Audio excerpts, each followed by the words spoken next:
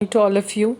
Now 21 important questions नीति आयोग के specially bye me.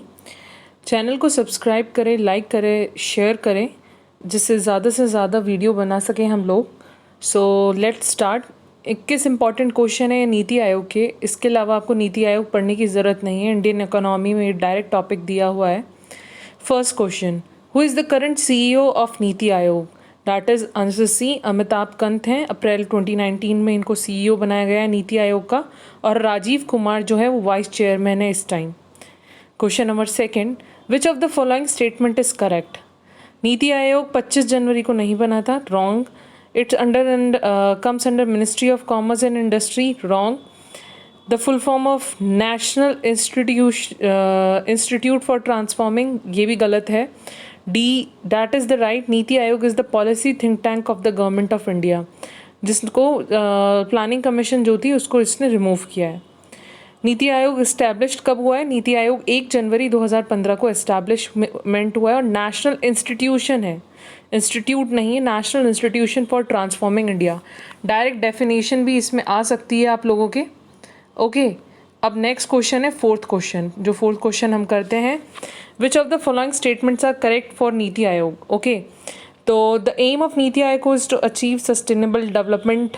Prime minister of the India is the ex officer chairman of NITI Aayog. 8 full members होते हैं या नहीं?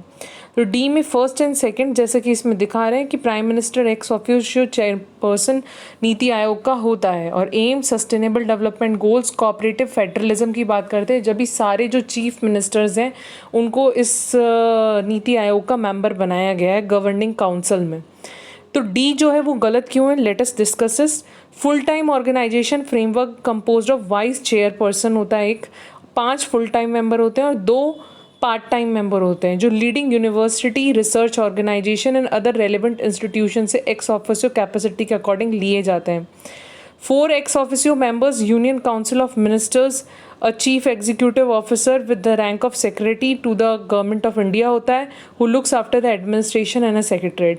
तो टोटल मिला के फुल टाइम ऑर्गेनाइजेशन फ्रेमवर्क में एक वाइस पर्सन, 1 प्लस 5 कितने full time member, 6-7 part time member हो गए. और 4 एक्स ऑफिशियो है, 7, 8, 8, 4, 12 मेंबर्स इसमें बता रहे हैं. ठीक है. तो इसमें ये बोला गया था 8 full time members in the NITI Aayog. यहाँ पे कितने 5 फुल टाइम मेंबर्स हैं और 2 पार्ट टाइम मेंबर्स हैं. तो इसका अपन को ध्यान रखना है. Who of the following, question 5 है, is the part of governing council of NITI आयोग? अभी मैंने बताया था chief ministers of all the states. States नहीं है दिल्ली और पुडुचेरी, वो एक यूनियन टेरिटरी है, तो उनके chief ministers. Lieutenant governor of Andaman Nicobar, तो इसका आंसर डी होगा. ओके. गवर्निंग काउंसिल इसको कहते हैं. Which of the following is not the function of NITI Aayog? अब इसमें आंसर सी दिया हुआ है, to give the final approval to the 5-year plan of India. Yes, 5-year plan पहले भी नेशनल डेवलपमेंट काउंसिल अप्रूव करती थी, अभी भी वही करती है. सिर्फ प्लानिंग कमीशन को बंद किया गया है. 12th 5-year plan as the last 5-year plan of India. So as of now NITI Aayog don't have any role in the 5-year plan. 12वां 5-year प्लान लास्ट था. Which of the following district top the rank of aspiration district for the period of June 1, 2018 to October 31, 2018? बहुत easy है, ये तमिलनाडु को दिया गया है. विरुद्धनगर जगह है तमिलनाडु में, और नौपड़ा उड़ीसा में, और सिद्धार्थपुरा दैट इज़ इन यूपी दिया गया है. emerge as the top 3 districts in the ranking of the NITI Aayog for 2018 to 31st October 2018. तो हमें तमिलनाडु, उड़ीसा और उत्तर प्रदेश याद रखना है. Question 8, which of the following is true about the aspiration district initiative of NITI आयोग?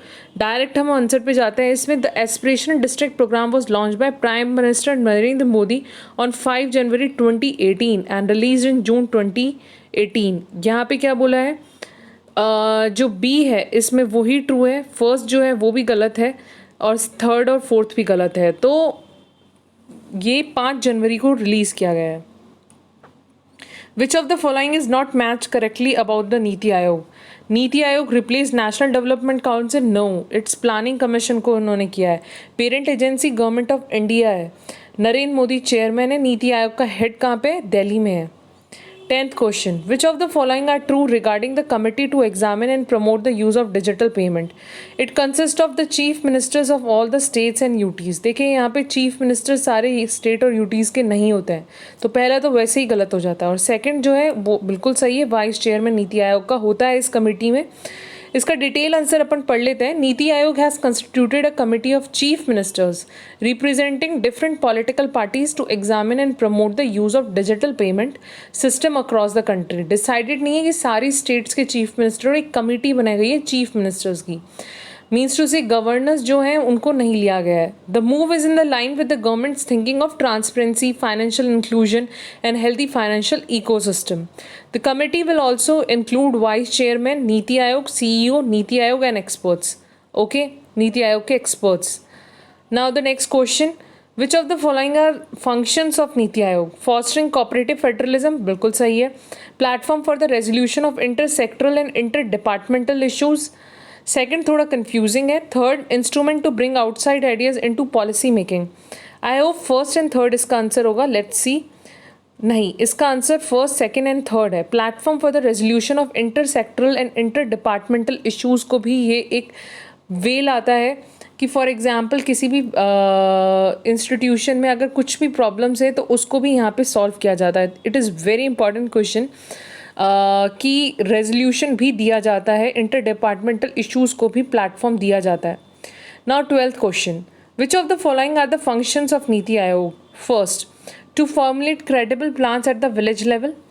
Second, partnership with national and international think tanks. Third, to focus on the technology upgradation and capacity building for the implementation of programmes and initiatives. इसका answer ये है, apart from above NITI Aayog functions, वो सारे functions तो हैं, इन functions को भी आप रीड आउट कर लेना, बहुत इंपॉर्टेंट फंक्शंस हैं। Okay, NITI Aayog has a memorandum of understanding with which country for building capacities and implementation of urban rejuvenation mission, बहुत इंपॉर्टेंट है, Singapore. NITI Aayog is planning a new framework for 5-year plans, finance commission, budget, all of the above. तो इसका answer आप देख सकते हैं, that is the 5-year plans. NITI Aayog is planning a new framework. 5-year plan को बिल्कुल स्टॉप कर दिया गया है 12th 5-year प्लान के बाद। तो अब 5-year प्लान में जो चेंजेस हो रहे हैं वो कौन लेके आ रहा है? नीति आयोग हो रहा है। 1-year प्लान, सेमी प्लान्स जो बन रहे हैं, 3-year प्लान्स, वो नीति आयोग के लिए बन रहे हैं, नीति आयोग के थ्रू बन रहे हैं। 15-year प्लान, इस तरह से प्लान्स बन रहे हैं। Who has launched the Grand Innovation Challenge? PMO, because he is the head of Niti Aayog. Niti Aayog is set to bring Model Act for which of the following? Farmland leasing, agriculture marketing, crop insurance, all of the above. It is farm leasing. ICT Academy recently has garnered praise from the Niti Aayog, and the Aayog has suggested replicating its model in all interested states. In which state the ICT Academy originally began? It is in Tamil Nadu. Very important question related to ICT. 18th question, which of the following statements are correct about Niti Aayog? A union minister can become a full-time member of Niti Aayog.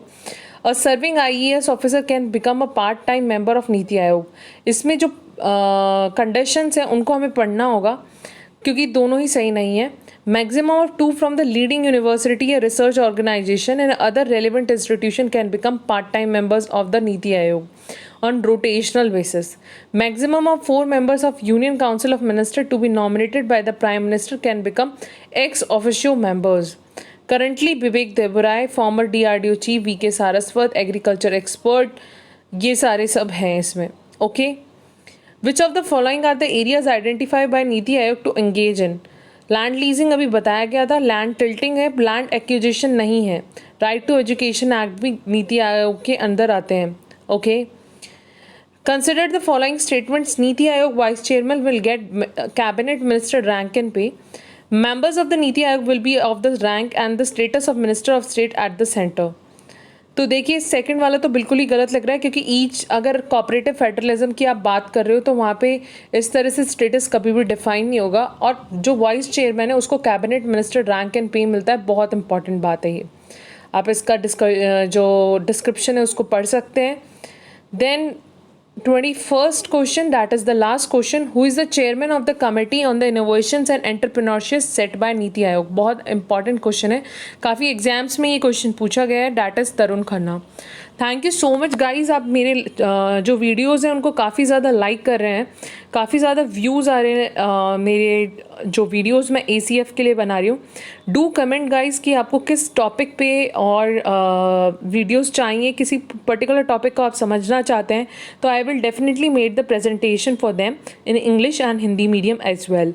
Subscribe कीजिए इस channel को as much as possible, share कीजिए जिससे मैं और ज़्यादा videos बना के ला सकूँ। कोई भी इशू हो किसी भी टॉपिक में related to general studies Rajasthan से related, I will make it. Thank you so much guys, have a great day.